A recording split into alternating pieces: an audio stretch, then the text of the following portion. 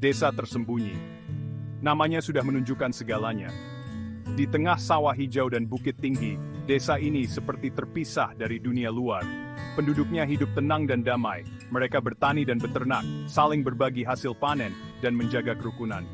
Suara sungai dan kicauan burung menjadi musik setiap hari. Pak Hasan, kepala desa yang bijaksana, selalu mengingatkan pentingnya gotong royong dan kejujuran.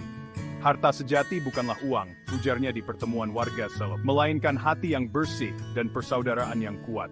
Kata-kata itu membekas di hati setiap penduduk desa.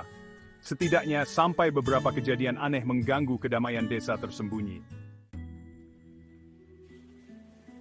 Semuanya berawal dari hilangnya uang Bu Marni, seorang nenek yang hidup sendiri. Jumlahnya tidak banyak, hanya beberapa lembar uang hasil panen.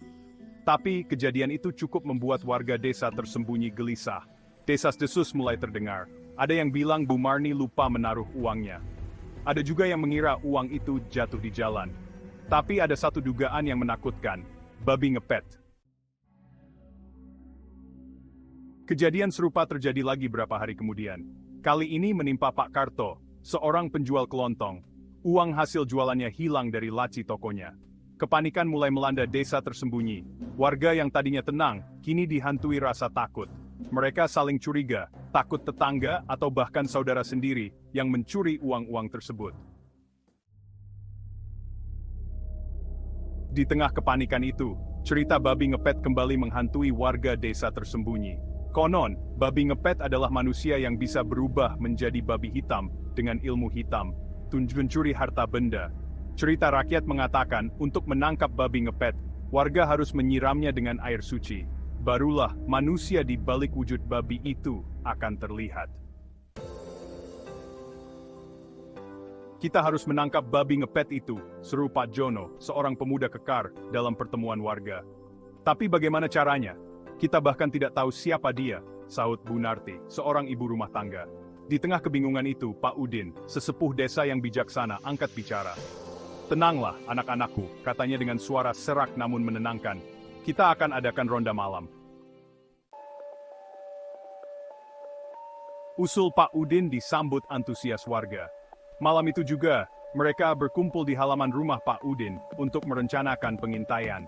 Kita bagi menjadi beberapa kelompok, ujar Pak Udin sambil menunjuk peta sederhana buatannya. Setiap kelompok berjaga di tempat-tempat rawan. Malam pun tiba. Desa tersembunyi yang biasanya damai kini mencekam, sunyi senyap. Warga bersiaga di pos masing-masing, jantung berdebar-debar menanti. Hanya suara jangkrik dan angin yang terdengar. Waktu seakan berjalan lambat. Tiba-tiba dari kejauhan terdengar langkah kaki tergesa-gesa. Di sana, bisik Pak Jono, telinganya menangkap suara mencurigakan. Dengan sigap, ia dan kelompoknya mengikuti arah suara. Benar saja, seekor babi hitam besar terlihat berlari kencang, membawa kantong berisi koin di mulutnya. Itu dia! Tangkap! Teriak Pak Jono. Warga yang mendengar teriakan itu segera mengepung babi hitam tersebut. Dengan susah payah, warga berhasil menangkap babi hitam itu. Ia meronta-ronta, berusaha melepaskan diri. Cepat, ambilkan air suci, seru Pak Udin. Seorang warga segera berlari ke rumah Pak Udin mengambilkan air yang telah didoakan. Pak Udin lalu memercikkan air suci itu ke tubuh babi hitam. Seketika asap mengepul dari tubuh babi hitam. Warga terbelalak menyaksikan perubahan mengejutkan di hadapan mereka. Babi hitam itu perlahan berubah menjadi Bandi, anak muda yang dikenal pemalas dan gemar berjudi. Bandi, seru warga serentak, tak percaya dengan apa yang mereka lihat. Wajah Bandi pucat pasi. Ia tertunduk malu, tak dapat berkata-kata. Penangkapan Bandi menjadi pelajaran berharga bagi seluruh warga desa tersembunyi.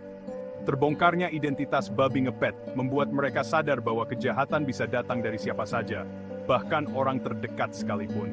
Kejadian itu juga mengingatkan mereka akan pesan Pak Hasan, bahwa harta sejati bukanlah uang, melainkan hati yang bersih dan persaudaraan yang kuat.